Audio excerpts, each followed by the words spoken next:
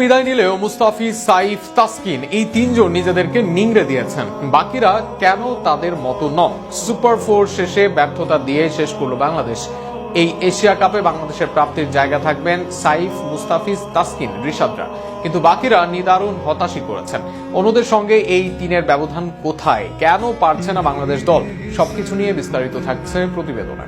একটা ছোট্ট তুলনা দিয়ে শুরু করি। পাকিস্তানের বিপক্ষে পাওয়ার প্লেতে 3 উইকেট হারায় বাংলাদেশ। এর মাঝে একমাত্র সাইফ হাসানের উইকেটে যৌক্তিকতা পেতে পারে সমর্থকরা। সফট হ্যান্ডে ফ্লিক করতে গিয়েছিলেন, সেটা কানেক্ট করতে না পারায় ক্যাচ হয়েছেন।